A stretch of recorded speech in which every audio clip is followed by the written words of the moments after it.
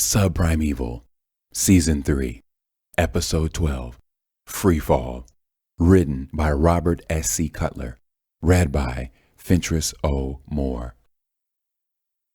Gator hit redial over and over, cursing at Freakshow for not answering his phone. When Freakshow finally answered, he was less than congenial. Jesus, what do you want? Freakshow, Agent Shore, this must be Gator, because only my sister calls me Freakshow anymore. What do you need, little cop? Asked Freakshow. Have you spoken to my wife lately? Yeah, just about 3 hours ago. She had me sign off on some final paperwork. She said something strange is going on there, and I need you to check on her for me, said Gator. I don't mean to be short with you, but I really don't have the time. We've got a lot of work ahead of us getting the last batch boxed up and ready to go. And unless I'm mistaken, you have a long haul yourself to get ready to deliver all this stuff. Gator took a deep breath to calm his nerves. Claire said all of the staff was being rounded up and placed on transports, and they were, yeah, I know. We're all bugging out of here and heading somewhere east. Riley sent out a memo just this morning. I knew that part a week ago, Gator said. The part you don't know is that you are all wearing identical white jumpsuits with red sleeves. Actually, I do know because they just delivered ours within the last hour. The memo says we were to change into the jumpsuits and turn in the clothes we were wearing to be incinerated as a precaution against possible microbial cross-contamination. Feeling he wasn't being listened to, Gator's patience started to wear thin. You are being lied to. I need you to check on Claire for me now, and whatever you do, don't let anyone else put on those clothes. Calm down, Gator. It's not that big of a deal. We're all going to be fine. It's just business as usual in the world of Riley. Freakshow laughed. The back of Gator's neck and his ears became flushed with blood as he lost control of his temper and yelled through the receiver. First of all, my name is Clem, not Gator. And second, I was given strict instructions to make sure every single man, woman, and child who were wearing white jumpsuits with red sleeves were given those shots. The very same that you, my wife, and probably your sister were given to wear. Sounds like you were given bad information, friend, Freakshow scoffed. We developed this serum with the knowledge they were to use only a select few people to help jumpstart the killing of the creatures. Nobody innocent will be harmed. Only inmates in prison for rape or murder will be given a dose. Then why did Riley give me an order to oversee the delivery of each and every box to the refugee camps in Texas and Colorado? He told me it was an antibiotic to help stop the spread of a new superbug. Freakshow paused as what Gator had been saying finally sunk in. He knew Gator was incapable of telling such a lie, and that Riley was capable of anything. Shit! Freakshow yelled through the phone, hurting Gator's ear. Find a way to sneak across the tarmac without getting shot, and meet us at the far end of the airstrip near the control tower. I'll get Claire. I just hope they haven't taken my sister yet. What do we do then? We can't just run. They'll find us for sure, said Gator. Don't worry. I'm calling in a favor to an old friend. A convoy of buses packed full of refugees wearing yellow jumpsuits pulled out of the Austin Provisional Compound, heading south toward Victoria, Texas. Waiting for those bewildered and exhausted people was temporary Tent City and a Texas National Guard unit acting as a buffer against the angry residents of Victoria. Construction of new homes and condominiums had been put on hold after several suspicious fires burnt entire blocks to the ground. Still behind the barbed wire fencing, the refugees wearing white jumpsuits with red sleeves waited anxiously for their turn to leave.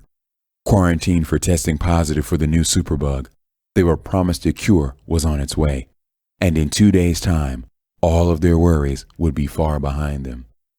Major Wallace limped through the compound with his hands over his mouth. How many, Sergeant? Close to 90,000, sir, Sergeant Solis said. His jet black hair cut high and tight glistened in the midday sun. Approximately 1 million when you add up the other camps.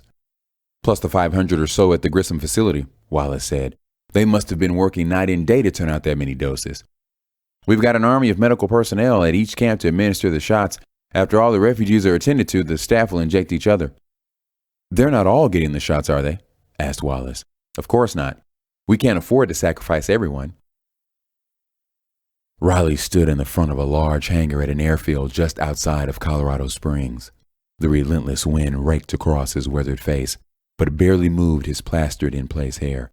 As the C-17 taxied in, he couldn't hide his imperious grin. Tell the pilot to have somebody wake Davis up, Riley told the flight line supervisor. That fool should have called me by now. Talking with the pilot through a headset, the supervisor blurted out, "Are you sure? Well, have them check again." "Are we missing something, Sergeant?" asked Riley. "Not a something, someone. I was just informed that Davis did make the flight." Riley's face turned red with anger. "Did he get on another transport by mistake?" "No, sir. There are no signs of him anywhere." Riley unclipped his phone and called the head of security detail in Grissom. "This is Riley. We seem to have misplaced Clem Davis. Is that fool wandering around there by chance?" "Negative. We've done a complete sweep of the facility for stray personnel, but he might be with the group that went rogue about an hour ago. We have them cornered at the airfield tower." Riley gritted his teeth and flared his nostril. "Why wasn't I informed of this? I'm to be kept in the loop about every single detail of this mission." "Sorry, sir. It's just a small group of civilians and staff members," the security officer growled. "We'll have them captured in no time." "Forget capturing them. Just make damn sure each and every last one of them is dead. Any of you happen to find Clem Davis, terminate his employment as well. He's outlasted his usefulness."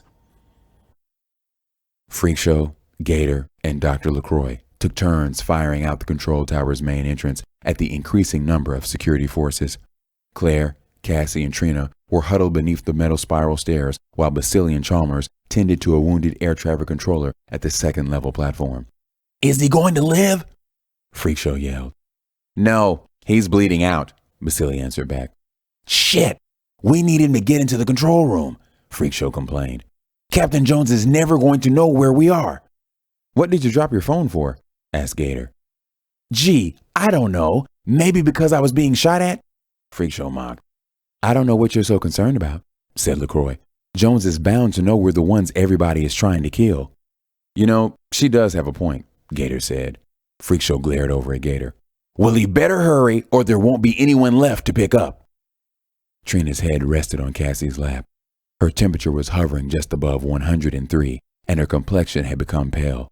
Her eyes were mere slits, her breath was shallow, and her heart rate low. "She's so sick," Claire said. "We really need to get her out of here." "Do you think she's contagious?" asked Cassie. "I'm afraid it might hurt my baby." "Whatever illness this girl has is the least of our worries," Claire said. "We'll be lucky to survive the next 5 minutes the way they're shooting up this tower."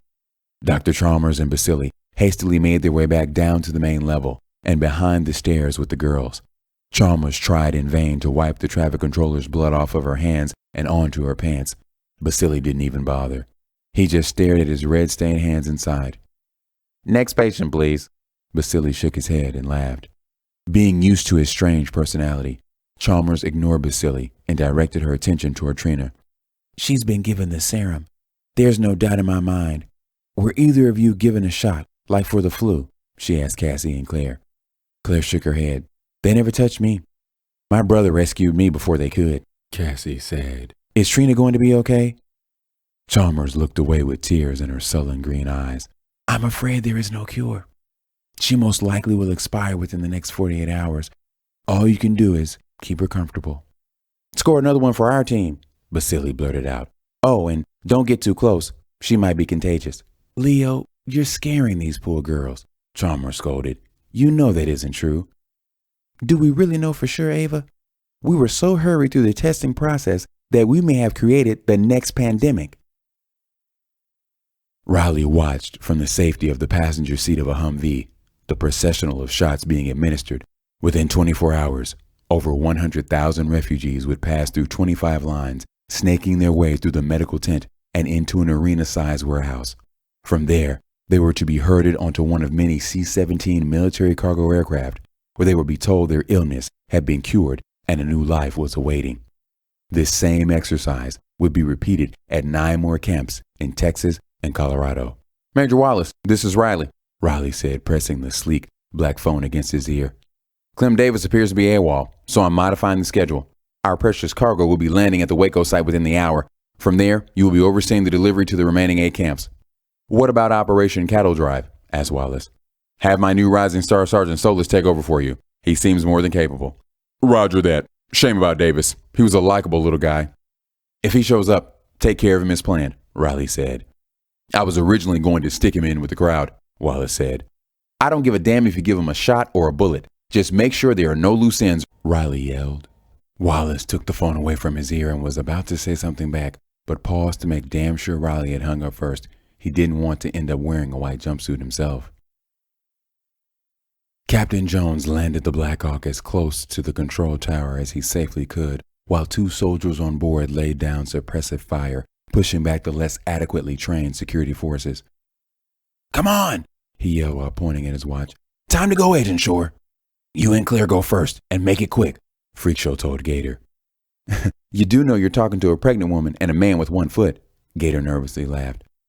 "I don't know if I can do it. I'm having really strong contractions," Claire cried. Dr. LaCroix put a reassuring hand on Claire's shoulder. "Cassie and I will be right behind you. Just don't look back."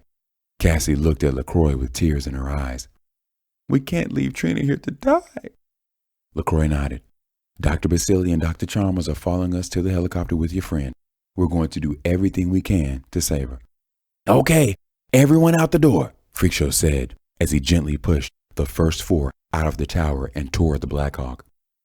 "These cocky bastards are starting to fire back. Let's get a move on already," Jones ordered. "That means you guys," Freakshow shouted at Basili and Chalmers. Leo Basili appeared out from under the stairs with Trina draped across his shoulders and Chalmers at his side. His face was pale and sweaty, and the veins in his forearms were blue and bulging. "What's wrong with him?" asked Freakshow. "The same as me," Chalmers said. "We are both very sick." With caring arms, Freakshow took Trina from Basili and laid the passed-out girl over his right shoulder. "When we get outside, don't stop until you are in the helicopter. Understand?" Both Basili and Chalmers nodded and then followed Freakshow out the door. 10 yards from the Black Hawk, what sounded like mosquitoes suddenly filled the air as bullets zipped past him. Freakshow felt as if his face had caught fire when a painful burning sting struck his cheek. The same intense pain ripped through his thigh and left shoulder, making him stumble the last couple of feet and drop Trina on the ground. "I got her, buddy," Gator announced, picking Trina off the ground and into the helicopter. Freakshow picked himself up bleeding and crawled in. Looking back to see where Basili and Chalmers were, he spied their lifeless bodies lying face down in the dirt, their hair mercilessly whipped by the rotor blades' generated wind.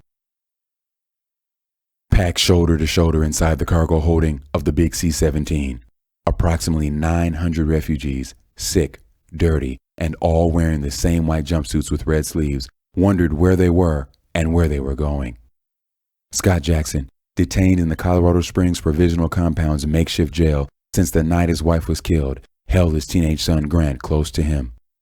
Even though Grant was delirious from a high fever, Scott reminisced out loud about the life they'd once had with Grant's mother. He told his son everything was going to be okay and that he shouldn't worry. Somehow they would get back to Kansas, get back to Wichita, where all of their family and friends would be to welcome them home with open arms.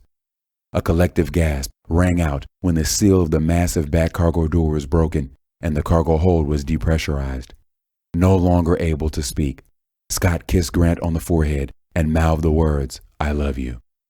As the aircraft climbed at a steep rate, he lost his grip on his son and became airborne, floating above the cargo floor and then flying on his own with the blue sky above and the flat central plains below. A sense of calm overtook him. The whine of the twin jet engines was replaced with the hollow sound of the wind rushing by his ears and the ripple and snap of his cotton jumpsuit.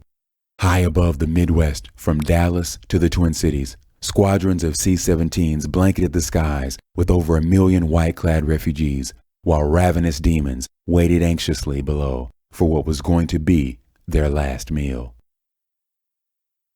"Bullseye!" Riley celebrated. "I just love it when a well-executed plan falls in place." "It's not a complete success yet," Major Wallace said. "Instead of an infestation, we now have a biological nightmare on our hands." "Always the doubter, Major. This is an astronomical victory for the United States. The vast oil fields hidden beneath the Central Plain will keep us in the export business for decades to come. OPEC doesn't stand a rat's ass chance in hell of surviving after we fix the prices to suit us. What about the refugees in the eastern camps? They're bound to try and go back home at some point. Try they will, but you can't come back to something that doesn't exist." When Riley saw the message flash up on the screen of his smartphone, his face lost all expression. He motioned for Sergeant Solis to bring the car around and calmly spoke. "They've arrived, Major. We have our first meeting tonight with the President and a select committee of friends." So they do exist, Wallace said. Yes, a brave new world awaits us, Major. Riley grinned. Oh, and bring a parka. You're going to need it.